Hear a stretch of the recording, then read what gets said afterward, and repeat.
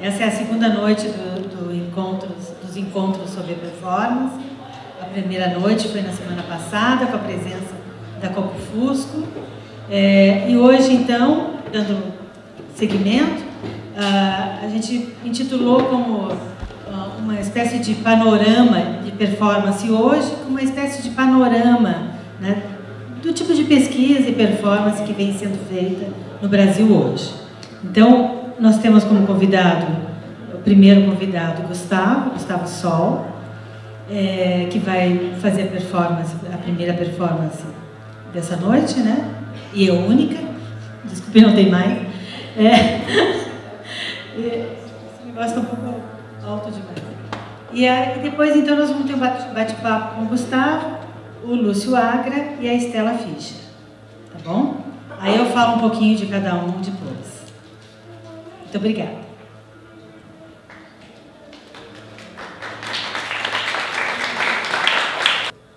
Acho importante dizer algumas coisas. Esse projeto, essa performance que a gente vai fazer aqui hoje, ela é derivada de um espetáculo, de um trabalho que está em andamento, que chama Objeto Descontínuo. O Objeto Descontínuo é parte do meu doutorado, lá na USP, na ECA,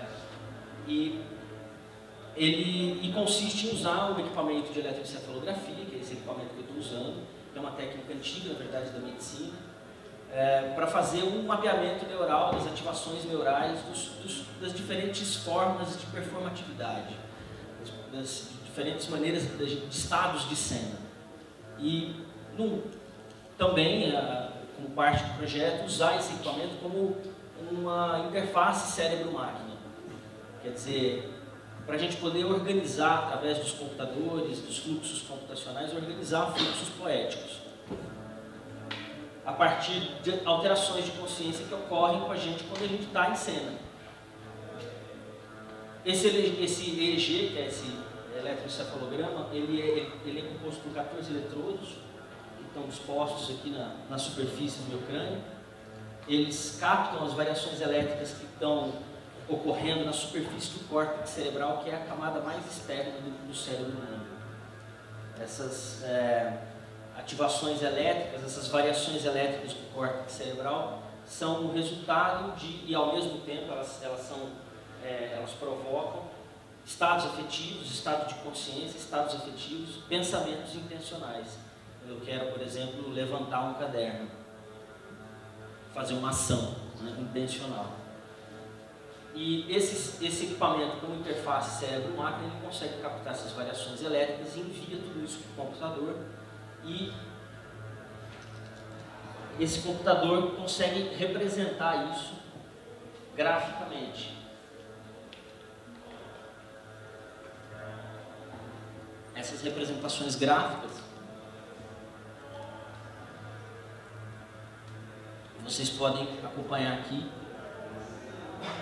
através dessas linhas coloridas, que correspondem a diferentes estados afetivos. Então, nessa janela de cima, isso ocorre praticamente em tempo real, e na janela de baixo a gente tem uma janela maior de 300 segundos. Então vocês podem acompanhar aí, essa linha vermelha é uma espécie é chamada de engagement e boredom, são concentração e tédio, vamos dizer assim, engajamento, concentração e tédio. Quando ela sobe, eu estou concentrado, quando ela desce, eu estou, de alguma forma, entediado. A linha azul mede a minha frustração, ela representa a variação de um certo estado de frustração. A linha verde, ela mede a meditação, um estado meditativo, um tipo de concentração mais específica.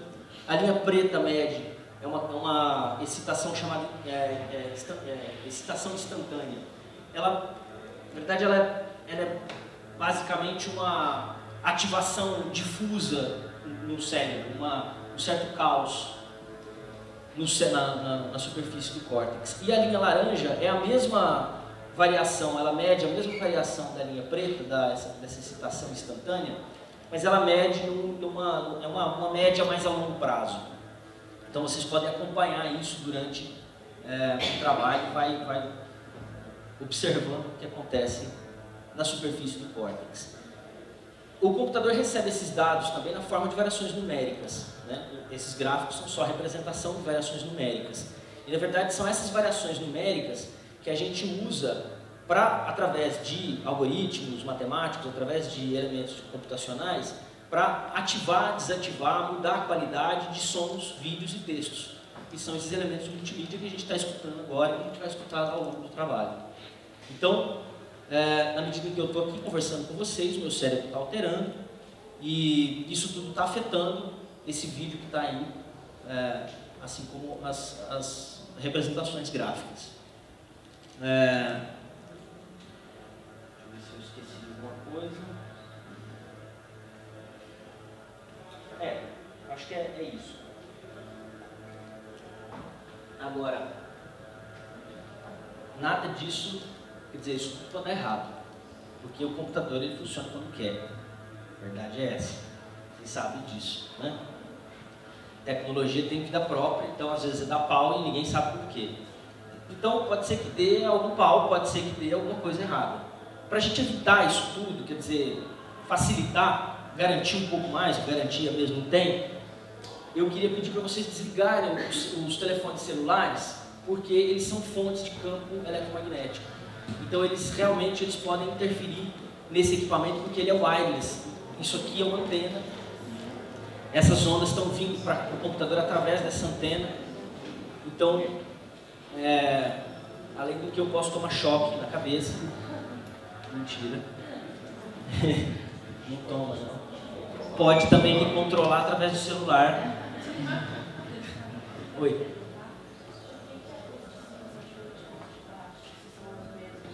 É porque isso aqui é quase que em tempo real. E o de baixo é numa janela de tempo maior, 300 segundos. É um tempo, uma abertura, uma janela de tempo que chama, né? Uma abertura de tempo maior. Depois a gente pode falar assim bastante. Tem depois a Estela, o Lúcio estão aí e a gente vai poder conversar melhor.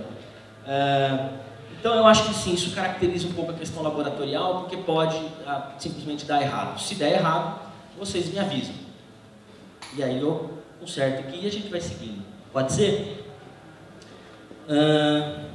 Bom, eu acho que é isso. Então, bom laboratório, boa experiência para vocês.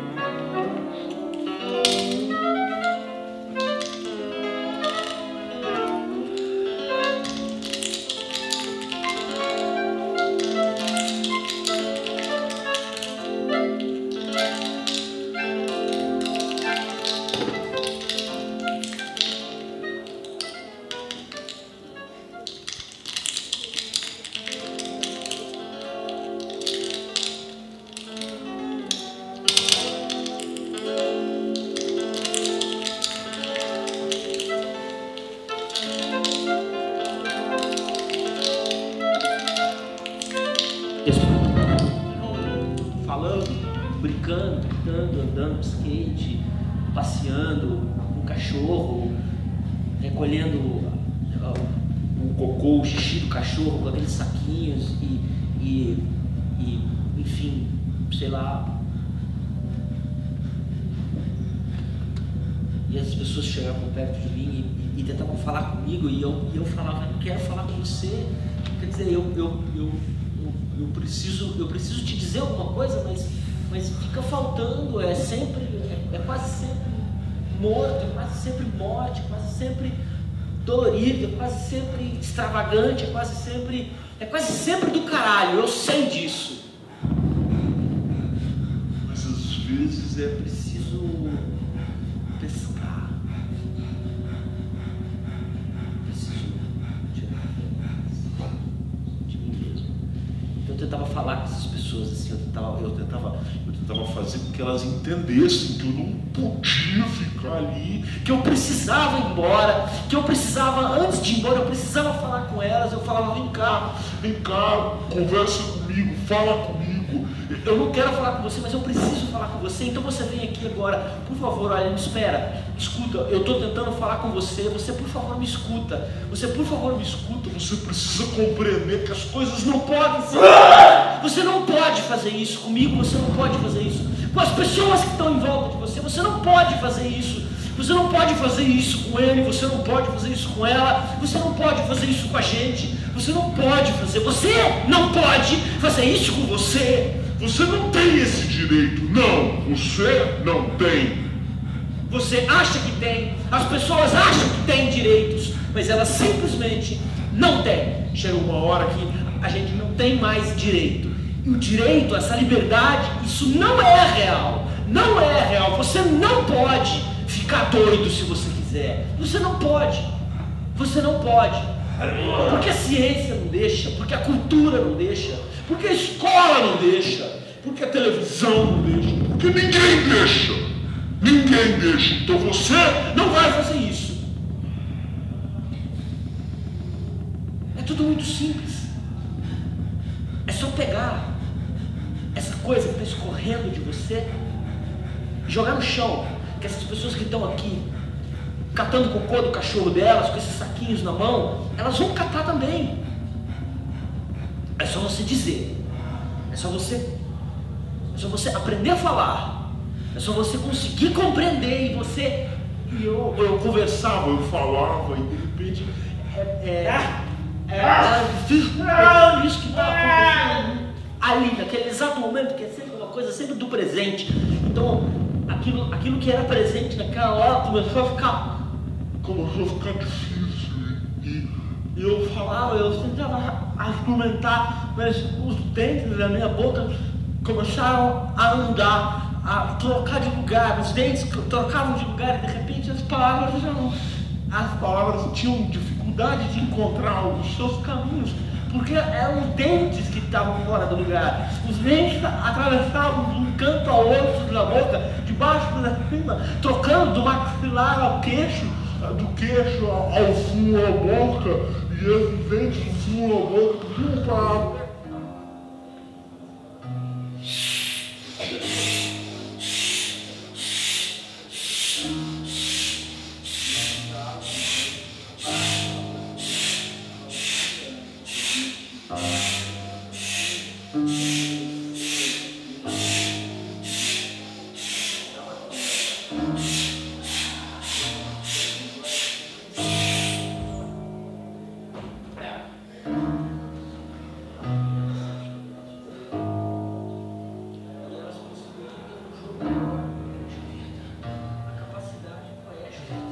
Mato o tempo todo, eu mato muito.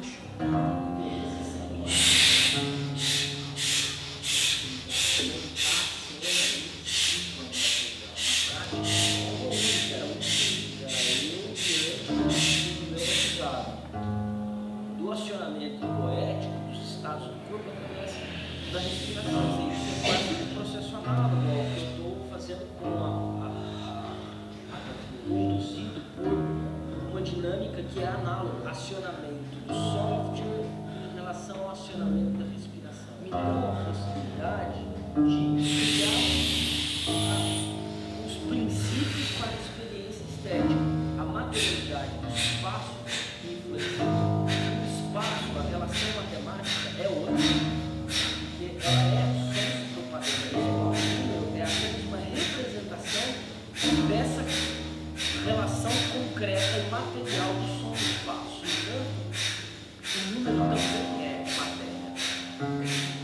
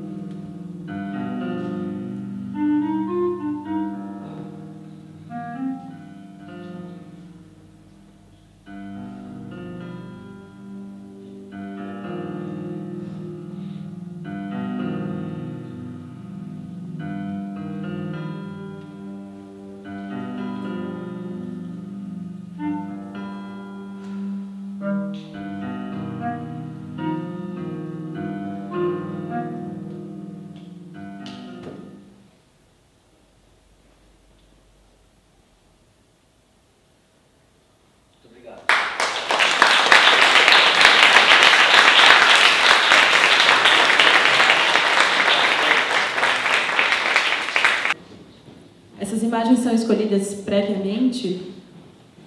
Como que é isso? Sim, tem um banco de dados.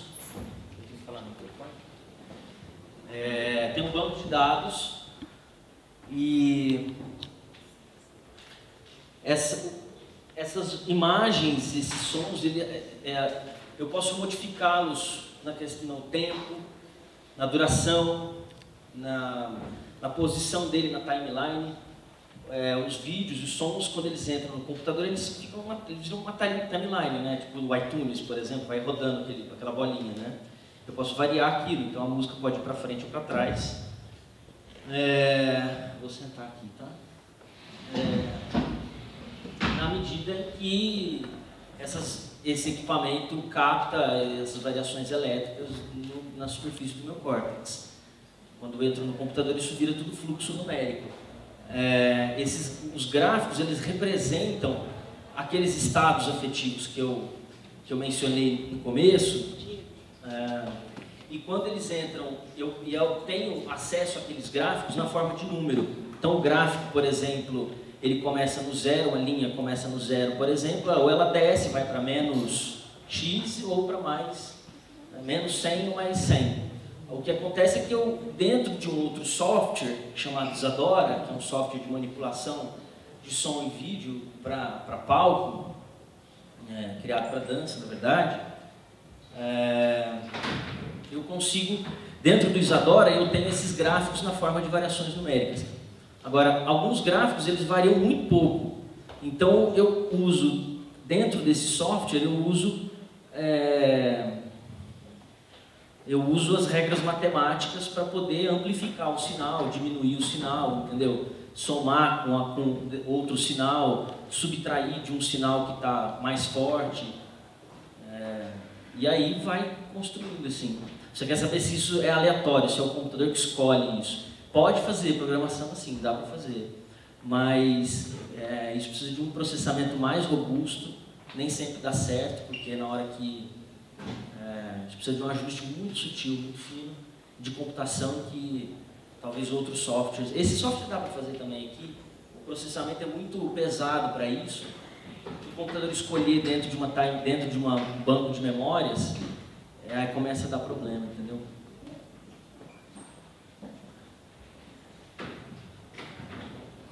No final que tinha uma pergunta: oi, estou tentando conversar com vocês, onde eu estou? Acho que só eu falei baixinho na escola SP, não sei se ouviu. Alguma coisa. Eu fui a única que respondi baixinho, porque eu fiquei com um pouco de vergonha. Eu fiquei pensando, se você pensar uma outra palavra, ele iria escrever, tipo, um cachorro foi passear, aí ele ia aparecer escrito lá o que estava pensando? Sim e não.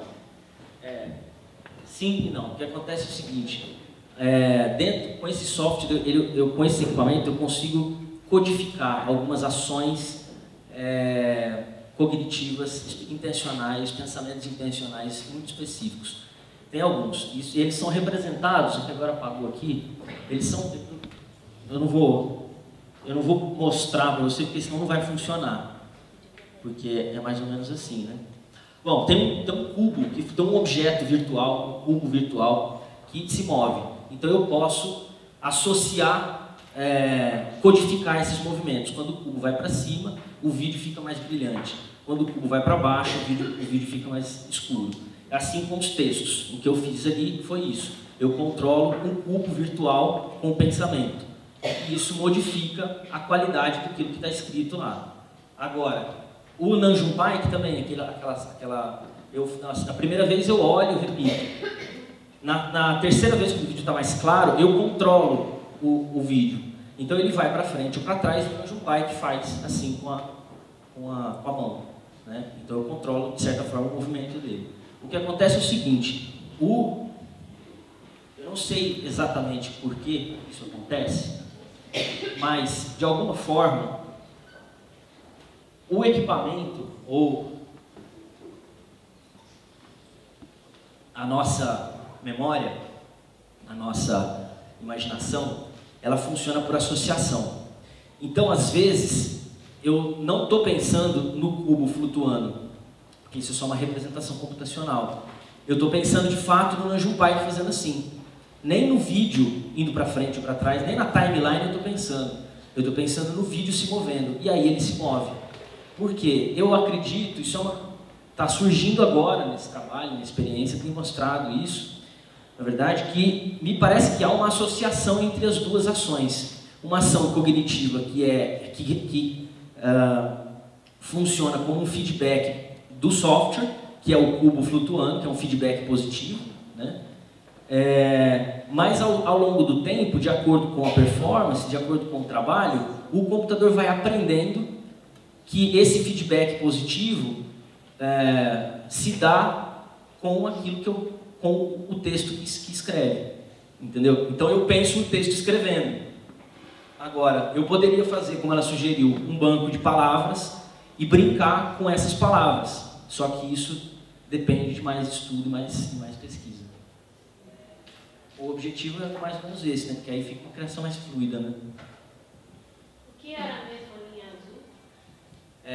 Frustração. Quem perguntou? Frustração. É um estado de frustração. Assim, esses estados, esse equipamento é um equipamento de eletroencefalografia médico, mas que ele foi modificado para a área de game. Então isso foi criado num ambiente, pesquisado num ambiente de videogame. Quando os caras ficam na frente do computador jogando Doom, tipo aquele tipo de jogo de primeira pessoa, que tem um avatar, cara, é jogo de tiro, tipo Counter-Strike, essas coisas que o personagem anda em primeira pessoa, né? Jogo em primeira pessoa. Então eles conseguem mexer o personagem, fazer as ações do jogo, ao invés do controle remoto, fazer usando esse equipamento. E aí o jogador vai se movendo dentro do ambiente virtual. E eu adaptei isso, estou adaptando isso para processo criativo, performativo, enfim.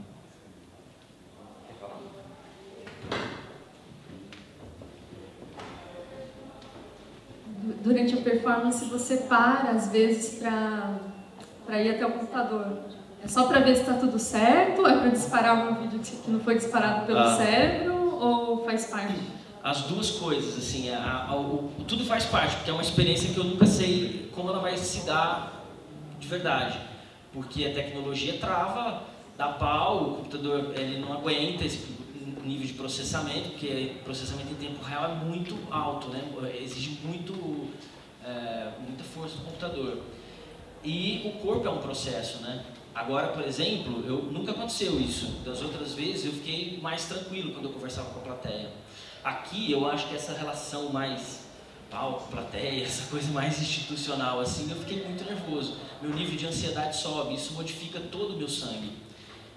E aí as alterações elétricas, elas ocorrem em frequências diferentes, entendeu? Com maior ou menor intensidade. Algumas respirações, elas mudam a composição química do sangue, elas tornam o sangue mais ácido. Tipo a hiperventilação, né? Você respirar muito rapidamente. Então, isso modifica a composição química do sangue que ocupa todo o cérebro, né?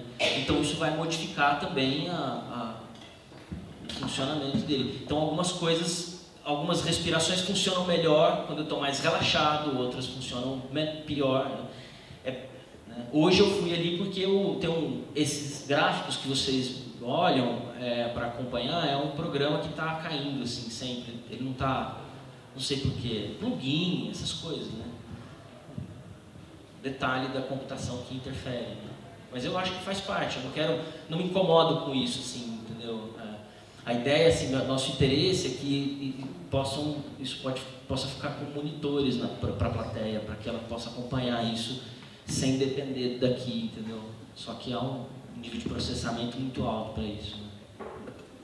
Né? Gustavo, tudo bem. Então, minha dúvida é mais para aprofundar, eu já tinha visto, né, a performance, a gente vai vendo como vai mudando, mas a questão que eu entender melhor é a questão da programação, de que você foi combinando, e esse software que faz a leitura, né, se você que escolheu o software, se ele já vem com o equipamento, e esses parâmetros, né, de frustração e tal, se você programou ou esse nível você está nesse sentido de programar? As duas coisas. Esse software vem com o equipamento, ele é um software bem simples, na verdade, e ele possibilita algum tipo de programação. Programação assim, de ajuste, na verdade. Eu quero captar com mais ganho, por exemplo, a frustração. Não, ações cognitivas é possível fazer isso, ele fica mais sensível para uma coisa e menos para outra. Porque as pessoas têm usado isso para pesquisar pessoal cadeirante que precisa ou pessoas que têm paralisia, algum tipo de paralisia, de afasia, que não conseguem se comunicar, né? Então essa interface do cérebro da máquina tem sido usado para isso. E é um equipamento mais popular que tem sido para isso. Então eles ajustam isso dependendo para ajudar as pessoas a pesquisa. Agora, tem o Isadora tem coisas que eu criei uns sistemas dentro do próprio Isadora, que é esse software que faz a modulação dos vídeos, que me ajuda a deixar mais ou menos sensível aquelas linhas, aquelas frustrações, aquelas linhas e as ações cognitivas. Então existe uma certa programação. Agora, ao longo da pesquisa, eu fiz um curso no semestre passado na Poli, lá na USP, e comecei a desenvolver uma rede neural artificial que capta especificamente para o tipo de ação, o tipo de estado neural que a gente cria aqui, que é diferente do videogame. Né? Então, estou num caminho assim, eu não sei como isso vai andar, porque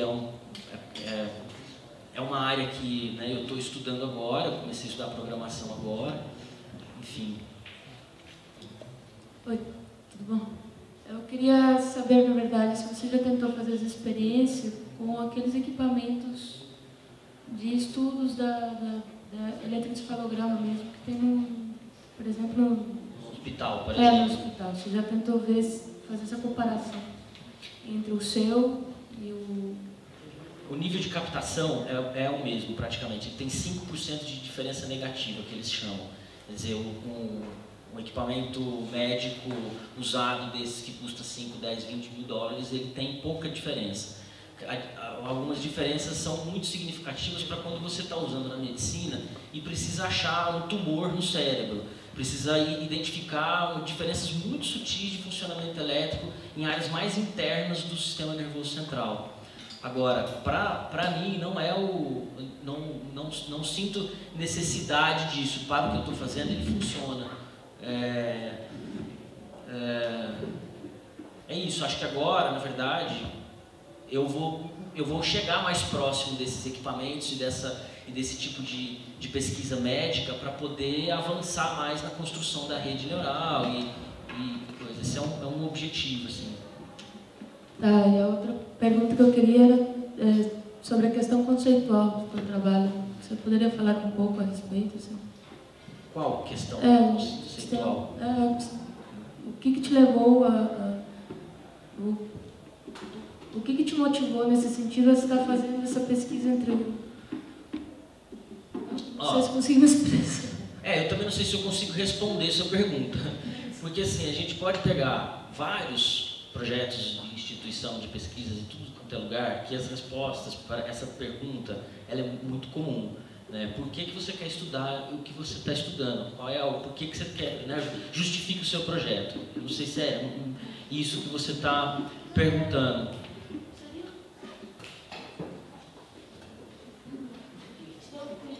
Então,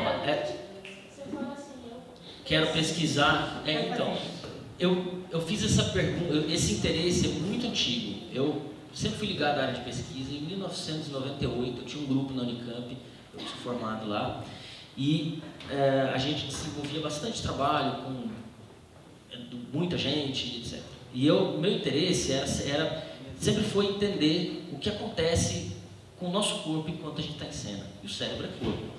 E eu sempre senti uma lacuna disso, né? A gente não tem informação sobre o funcionamento do cérebro porque a gente não tinha, até muito pouco tempo, acesso direto ao funcionamento do sistema nervoso central ao vivo. Assim, quando tinha, eram equipamentos muito caros e muito restritos à área da medicina.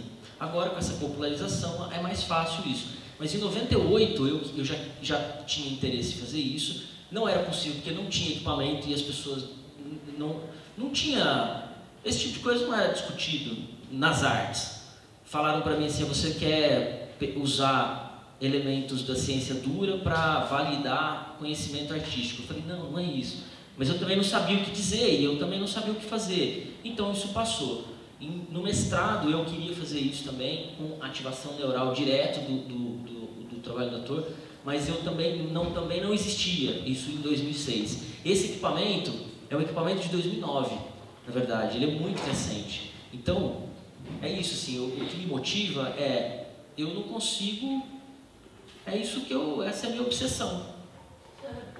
Além do Gustavo, eu tenho os outros dois convidados, que é o Lúcio Agra, né, que gostaria de convidar para sentar aqui no nosso palco, na nossa mise-en-scène aqui. Que acho que vocês devem conhecer, né? E a Estela Fischer também. Senta, por favor. Eu vou aproveitar e vou falar um pouquinho deles agora, porque senão depois eu não vou achar a oportunidade. Tá? O Lúcio é natural de Recife, cresceu no estado do Rio de Janeiro há 15 anos, vive e trabalha em São Paulo. Sua produção artística mescla a poesia, a performance, a música e as tecnologias.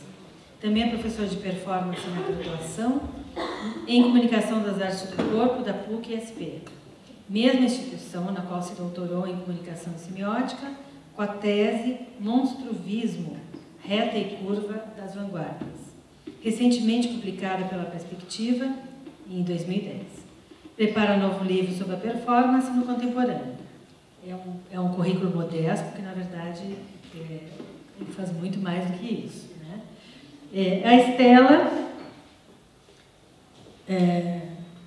que eu vou me autorreferenciar aqui, porque é minha orientanda de doutorado. A Estela também é professora, é diretora, é atriz, e está cursando então o seu doutorado, né, na USP.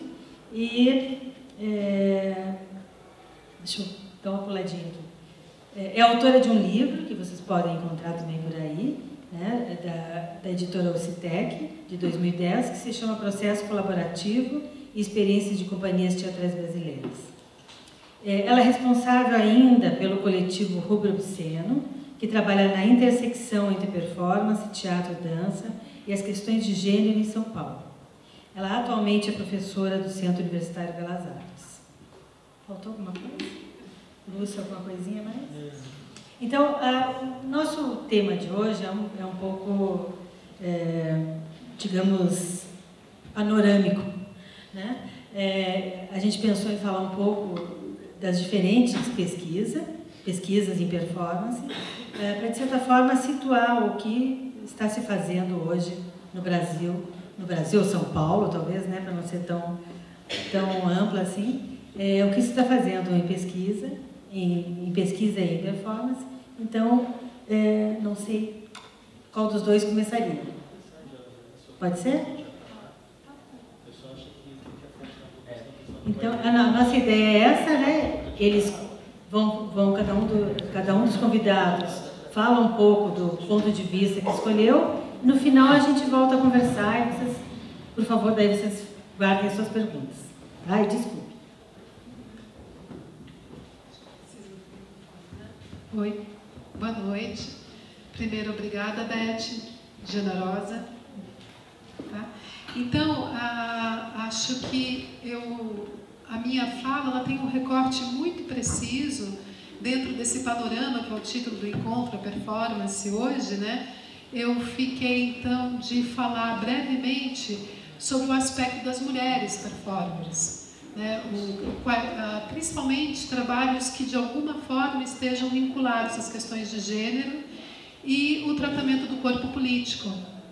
Então, o meu recorte vai ser exatamente sobre esse trabalho. Então, a gente vai fazer um hiato desse primeiro momento que foi apresentado pelo Gustavo, para poder também tratar dessas questões. Eu vou ser rápida, só peço licença para ler o texto que eu preparei, porque se eu não fizer isso, vai me escapar algumas coisas, tá? Eu queria dar conta de algumas questões que eu acho fundamental para a gente abordar o tema, tá bom? Então, as transformações das poéticas e políticas do corpo, iniciadas a partir da segunda metade do século XX, que se estendem na atualidade, são ainda temas impulsores de ações artísticas conectadas a realidades sociais de muitos países. Pretendo desenvolver uma delimitação sobre as mulheres artistas que utilizam ações que promovam críticas e/ou mudanças sociais, políticas e culturais ainda necessárias quando se trata das questões de gênero. Das artes percebidas e pensadas como formas de inscrição política, citando Rancière, quaisquer que sejam as intenções que as regem, os tipos de inserção social dos artistas ou o modo como as formas artísticas refletem estruturas ou movimentos sociais. É importante destacar o crescente número de coletivos teatrais, artistas da performance, da dança, das artes visuais, do ativismo, que se interessam pela temática de gênero, em especial pelas questões das mulheres, e avançam na continuidade do legado histórico das mulheres artistas das gerações passadas. É notável que os movimentos feministas americanos e europeus, em especial da segunda onda, anos 60 do século passado, tiveram reverberações vigorosas para o estabelecimento de uma arte das mulheres no período e que se estende até o momento, que utilizam como linguagem o corpo e a experiência pessoal, biográfica, como via de empoderamento e interlocuções sociais. Aí eu lanço uma pergunta, uma inquietação da minha pesquisa, que é: a que se deve esse interesse crescente sobre as questões de gênero nas artes da cena no início do século XXI? Destaco também que, quando proponho tratar das tão aclamadas questões de gênero na performance, não podemos esquecer de outras categorias de expressão que subvertem os discursos de poder, como as dos homossexuais, queer, inter e transgênero, bem como as questões de classe, etnia e geração.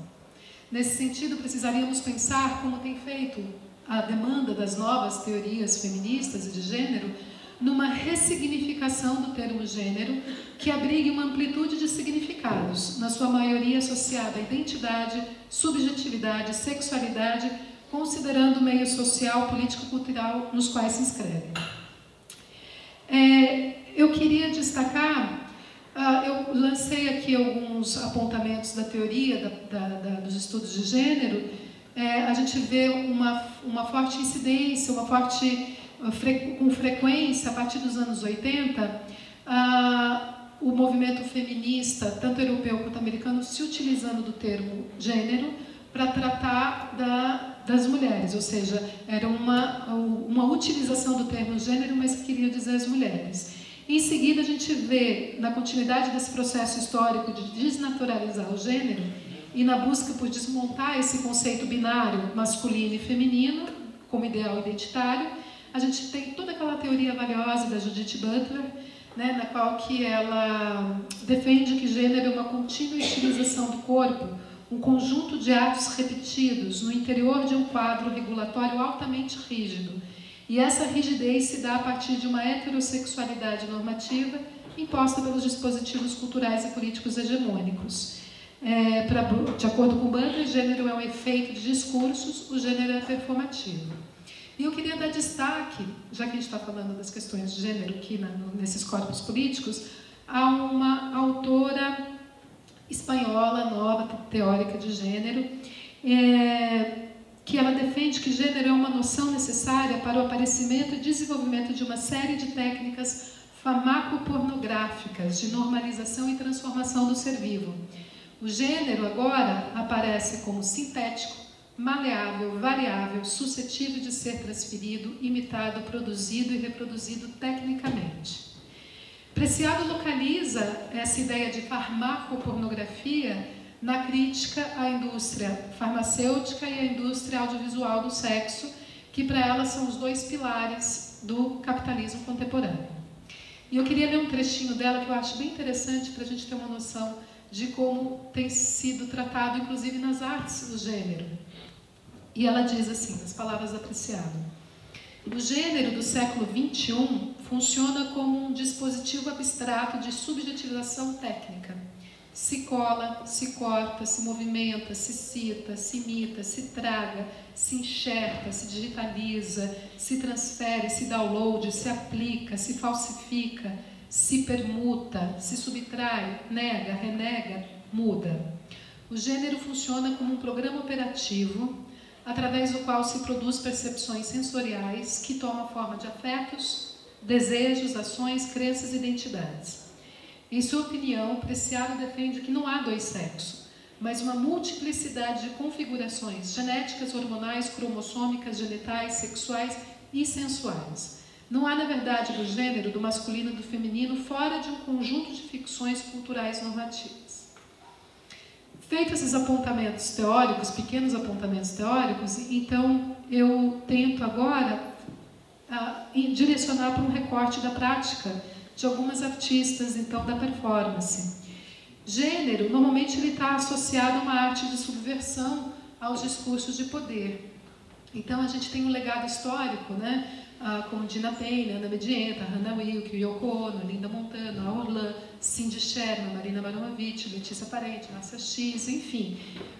Muitos nomes que configuraram nas décadas passadas não só um grande volume de performance, tendo esse corpo manifesto como foco, mas uma dimensão subversiva da performance, de questionamento dos padrões de subjetividades e de constituição de identidade. No Brasil, como em outras culturas, notamos uma certa depreciação quando tratamos de manifestações cênicas de gênero, em especial as que se definem como uma arte feminista, muitas vezes por estar atrelada ao engajamento político e ao suposto esgotamento do discurso feminista das décadas anteriores. Cabe reconhecer esse problema e localizar a necessidade de discussões e esclarecimentos sobre a importância dos estudos de gênero, principalmente na formação do artista, até mesmo porque sexo é uma das categorias estruturantes da sociedade. É importante destacar que muitas artistas da performance contemporânea apontam em direção a uma ressignificação dos discursos feministas e, consequentemente, de gênero. Para mim, como para muitos aqui presentes, eu acho, o discurso da opressão não faz mais sentido se não tiver uma ressignificação nas artes. Novas possibilidades estéticas, poéticas, discursivas são necessárias para transcendermos a condição de vitimização das mulheres, dos homossexuais, do corpo colonizado e por aí vai. Resumidamente, na minha pesquisa, o que eu tenho observado, as expressões das mulheres na performance, ela tem se guiado ou a partir de uma diretriz mais engajada cultural e politicamente, ou uma mais orientada para um posicionamento existencialista, capaz de expressar experiência, pensamento, obsessão, memória, fragmento, indignações. É óbvio que essas duas diretrizes elas podem estar atreladas, ou seja, uma arte com uma prerrogativa de criação de ato estético que induz expressão de subjetividade política. Não tem sido tratada isoladamente. Na sua maioria, as artistas articulam outros temas numa dinâmica capaz de envolver expressões múltiplas, principalmente quando se trata de performances de identidade e subjetividade com valores sociais que desestabilizem as construções e códigos hegemônicos. A seguir, então, eu vou apresentar 3 exemplos. Eu fiz um pequeno recorte, se der tempo eu apresento mais, mas eu escolhi 3 exemplos de performers, de artistas mulheres da performance contemporânea, cujos trabalhos são realizados com a prerrogativa de denúncia, de resistência e subversão, articulando uma contranarrativa em relação aos discursos de poder, colocando-os em tensão com a realidade e permitindo criar outras noções de corpos políticos. Estas artistas também ampliam o discurso do gênero para outras esferas, resultando, então, numa ressignificação da performance de gênero, utilizando também, por exemplo, outras linguagens, como fotografia, vídeo, a web e por aí vai. Então, a primeira performer que eu trago como exemplo, vocês já devem conhecer, ela já teve algumas vezes no Brasil, é a Regina José Galindo, ela é da Guatemala. A Galindo, ela vale-se do seu corpo para também tornar visíveis as realidades brutais dos assassinatos e violências contra as mulheres da Guatemala, em especial as indígenas. Propõe ações performáticas, vídeos, instalações, nas quais coloca o seu corpo em situações de experimentação, de risco. Apesar de não trabalhar apenas com a temática das mulheres, não há como negar que sua condição como mulher latina imprime em suas performances uma historicidade marcante. Sobre Galindo, a pesquisadora Diana Taylor ressalta ainda que o seu físico, aparentemente frágil, uma mulher de pequena estatura, magra, cabelos negros, como a representação dos corpos de todas as mulheres da Guatemala, mas de extrema valentia criativa quando toma seu corpo como zona de confronto de violentas forças sociais. Então, eu trago como exemplo a performance Perra. Pode colocar. A Perra é de 2005. A Galindo, então, ela está sentada numa cadeira e ela entalha na perna a palavra perra com uma faca. A performance é uma denúncia crítica a uma série de assassinatos impunes cometidos contra as mulheres na Guatemala, onde os corpos das mulheres vítimas de tortura e violência sexual são marcados com inscrições feitas por facas ou navalhas com palavras de xingamento. Então, essa era uma prática muito usual. Não só a mulher sofria essa violência sexual, mas como seu corpo ficava marcado pelo violador, pelo torturador, assassino. A outra performance, que esses trabalhos estão também registrados em vídeo. Ela não só apresentou publicamente, mas também ela tem esse trabalho de mostrar a partir de vídeo performance. Mientras ellos siguen libres é de 2007. Galindo estava grávida de 8 meses. Ela fica atada numa cama por cordões umbilicais, representando as mulheres indígenas violentadas durante a gravidez por parte do exército durante o conflito armado na Guatemala nos anos 70 e 80. Esse ato era realizado de maneira deliberada com a intenção de fazer a vítima abortar por meio do estupro ou lhes causar graves infecções para que elas não gerassem mais filhos, eliminando desde a origem a vida dos povos indígenas. Então, isso era uma prática usual também, nos anos 70 e 80, e, mientras ellos siguen libres, é porque nada se fez para punir esses violadores também. E Hermana é uma videoinstalação, é de 2010, ela convida a atriz amiga, Rosa Chaves, ela é indígena de origem maia-quixé. Galindo propõe uma inversão de papéis, na qual a indígena agride a mulher que representa a cultura ocidental, com vários tapas na cara, cuspes, golpes, como uma crítica à condição de humilhação em que muitas mulheres de origem indígena sofrem por ser a outra. Então, esses 3 trabalhos, eu fiz esse recorte sobre a Galindo para apresentar para vocês. A próxima performer que eu trago é a Violeta Luna, acho que todos conhecem também, ela esteve no Brasil no último encontro hemisférico. Ela é mexicana, ela é atriz. A Galindo, ela é performer, artista visual, poeta. A Violeta Luna, ela está nessa intersecção entre teatro e performance. Então, ela é atriz, performer e ativista mexicana. Ela é radicada, mora, né, trabalha e vive em São Francisco, nos Estados Unidos. E ela vem trabalhando, então, nesse espaço multidimensional, né, que permite essa passagem de fronteira estética e conceitual entre teatro e performance. É muito evidente isso no trabalho dela, né? Ela trabalhou com o grupo La Pocha Nostra e atualmente ela trabalha com Secos e Murrados, desenvolve trabalhos solos e é membro da The Madalena Project, uma rede internacional de mulheres que fazem teatro mundialmente, tem esses encontros. A Violeta Luna defende que através da performance esse corpo feminino se converte em um sujeito transgressor dos papéis que lhe são atribuídos.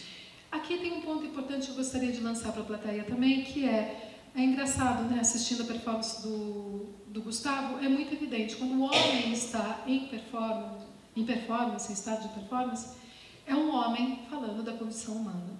E geralmente quando a performer é mulher, o corpo feminino sexualizado, ele está muito à frente, ele é muito protagonista.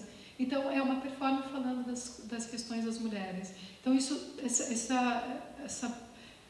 esse movimento é muito comum na linguagem da performance. Continuando com o depoimento da Luna,